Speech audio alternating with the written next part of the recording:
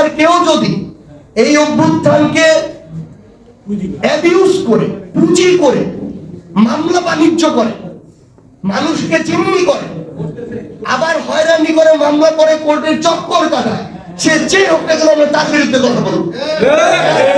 আবার এখানে যে কোনো দলেরই হোক না কেন, কেউ যদি সকল অপকর্মের বিরুদ্ধে একাই ফাইট করে, আমরা তার সাথে গিয়ে দাঁড়িয়ে যাব।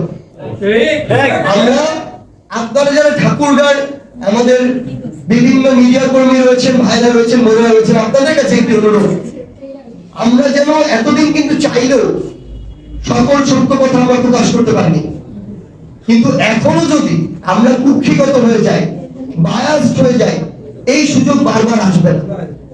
আপনারা যদি কোনোভাবে সত্য তথ্য প্রকাশ করতে গিয়ে কোনো জায়গায় কোনো ধরনের হুমকি কিংবা অন্য কোনো চাপের মুখোমুখি হন, অনুগ্রহ করে আমাদেরকে জানাবেন।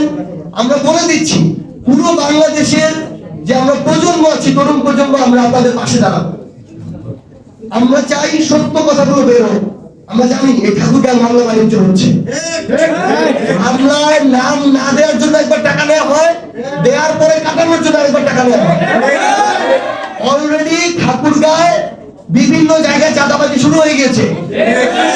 বড় বড় ব্যবসায়ী সমিতিকে রাতের বেলা বাসায় ডেকে নেওয়া হয়, সেখান থেকে টাকার অ্যামাউন্ট ফিক্স করা হয়। এগুলো যদি চলে, এগুলোর জন্য তো এই নতুন করে এত মানুষ জীবন দেয়নি, রক্ত দেয়নি।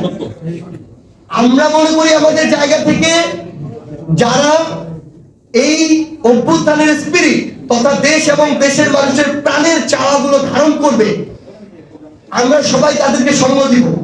আমরা যদি একা ছেড়ে দিই, আমরা একা হয়ে যাব, ভালো মানুষগুলো একা হয়ে যাবে।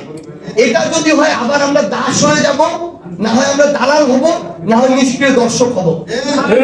এবং এই অভ্যুত্থানের পরে যদি আমাদের অবস্থা এমন করুণ পরিণতির দিকে যায়, তাহলে আগামীর বাংলাদেশে নতুন করে অভ্যুত্থান করার জন্য, জীবন দেওয়ার জন্য, রক্ত দেওয়ার জন্য কেউ রাস্তায় নামবে না।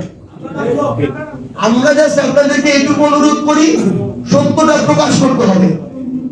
একসাথে দরকার হলে ফাইট করবো। কেউ যদি আমাদের বিরুদ্ধে লাগে, যা ভোট করার, যা স্ট্রাগল করার একসাথে করবো। আমরা আপনাদের সাথে আছি, শুধু আমাদেরকে দয়া করে জানাবেন।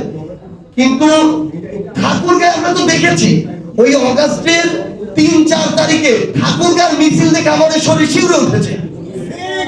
সেই ঠাকুরগাঁও যদি এখন এইরকম চাঁদাবাজি, মামলাবাজি, বাণিজ্য এরকম করে চলতে থাকে, তাহলে এটা তো মানে মনে হয়েছে যে অভ্যুত্থানটাকে জাস্ট এখানে পুঁজি করে টিস্যুর মতো ব্যবহার করা হয়েছে।